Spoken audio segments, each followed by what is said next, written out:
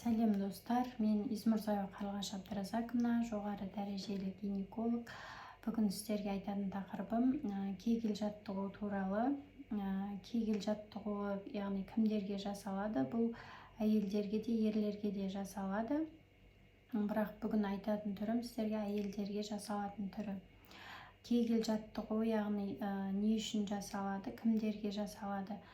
Бұл әйел кісілерге түрін айтатын болсам, зәр ұстай алмау, яғни зәрдің тамшылап, немесе жөтелгенде, немесе басқа кезде зәрдің көп тамшылап, немесе көп мөлшерде шығып кетуі, соны қалпына келтіру, бұлшық еттерді, жамбастың кіші жамбас органдарын, зәр шығару органдарын, бұлшық еттерін қалпына келтіру мақсатында жасалынады. Босанғаннан кейінгі әйелдердің бұлшық еттерінің қатайтуға, қан айналымын жақсарту мақсатында жасалады. Одан кейін жыныстық өмірді жақсарту мақсатында жасалады. Бұл жүкті емес әйелдердің барлығы жасай беруге болады. Егер жасаған кезде кейбір әйелдерде ауру сезімі немесе басқа қарсы көрсеткіштер болып жатса, онда дәрігердің көмегімен,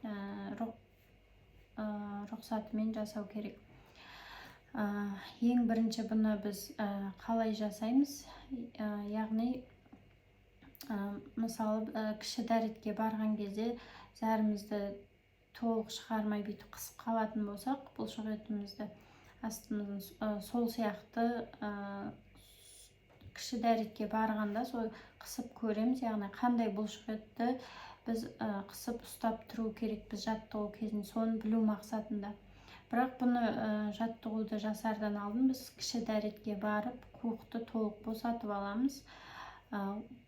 Бұны қай кезде жасау керек, яғни кез келген уақытта жасай берсек болады. Мысалы, жатып жасасақ болады, сосын отырып жасасақ болады, тұрған күйде жасасақ болады. Яғни жатып жасағанда әйел арқасымен жатады, жамбас бұлшық еттерін қолын былай қойып, жамбас бұлшық еттерін көтеріп, денесін босатады.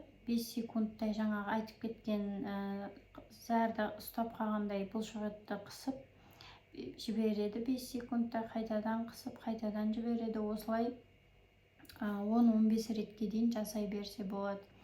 Ал отырған кезде, мысалы, теледидар көріп отырса, немесе жолда кетіп бара жатса, кез келген уақытта отырған күйде де жасай берсек болады. Одан кейін, мысалы, кейбіреулер уақыт жоқ деп айтуы мүмкін, оған арнайы уақыт керек деп.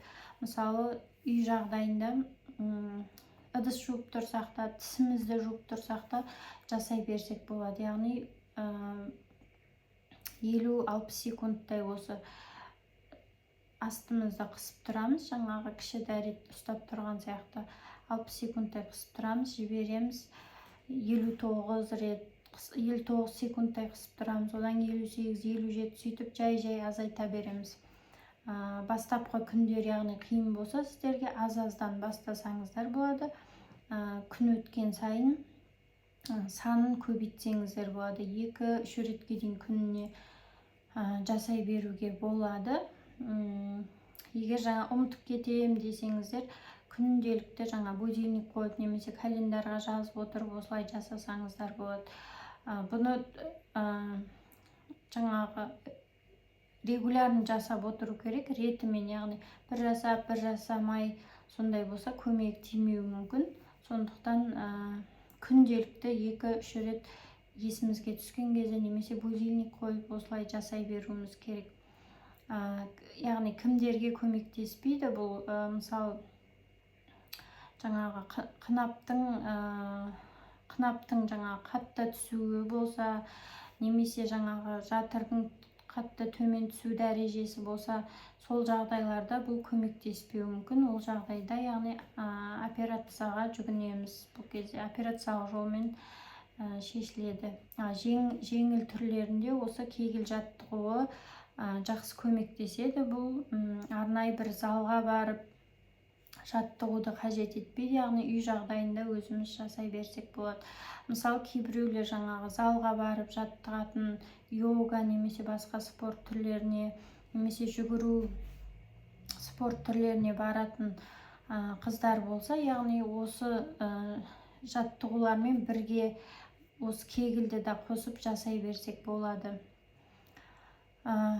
Жалпы бүгінгі айтатын тақырыбым сіздерге осы. Егер тақырып қызықты болып жатса, басқа достарыңызбен бөлісіңіздер, каналға жазылып, комментарий жазып кетіңіздер, және қоңыраушаны басып, одан кейінгі шығатын қызықты видеоларды бірінші болып қарап отырыңыздар.